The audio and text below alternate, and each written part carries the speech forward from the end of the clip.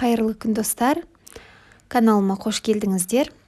Кейде бір әйел адамдардың проблемасы не тамақ жасасам екен деген.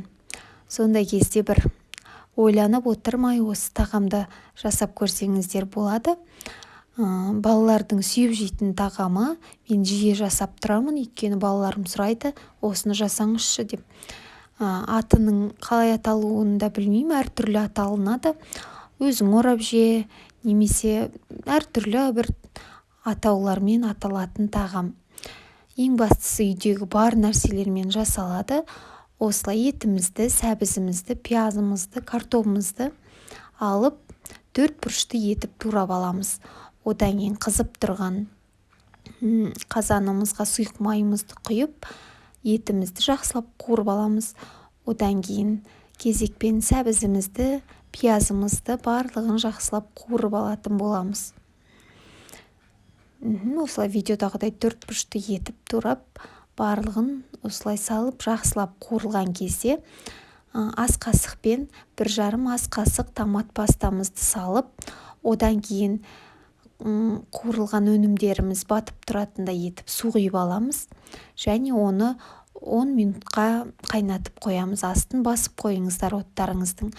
Осылай жыбырлап өзі 10 минут еті пісіп тұрған кезде барып тұздарыңызды, әртүрлі дәмдеуіштеріңізді қосып, картопымызды салатын боламыз. Тұзы жоқ болса тұз салыңыздар, қара бұрыш, қызыл бұрыш, тіпті сарымсақ салып жіберсеңіздер, дәмі керемет болып шығатын болады. Енді картопымызды саламыз да, картопымызды да 10 минутқа пісіріп қоямыз. Сол кезде біз қамырымызбен айналысатын боламыз. Қамырымызды алдын ала бір жұмыртқамен тұзды суға қаттырақ қып илеп алатын боламыз. Нанымыз тынып дайын тұрған кезде картопымыз піскенше нанымызды жұқа етіп осылай жайып аламыз да, үстіне сұйық майымызды жағып шығамыз. Сұйық майды да жұқа етіп жағыңыздар, қалың болып кетсе майлы болып кететін болады.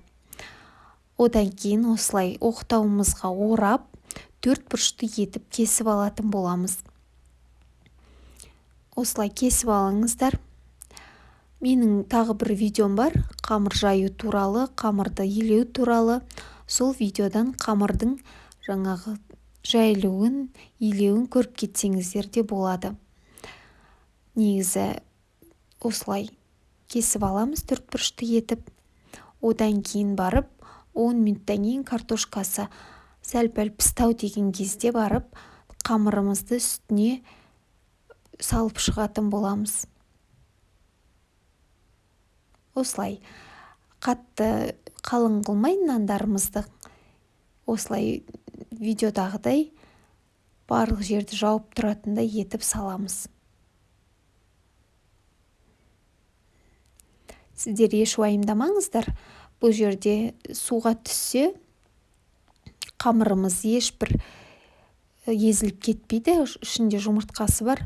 Одан кейін өзінің буына, өзінің суына пісіп тұратын болады. 15-20 минутқа пісіріп аласыздар. Одан кейін өстіп табақтарыңызға салып ұсына берсеңіздер болады.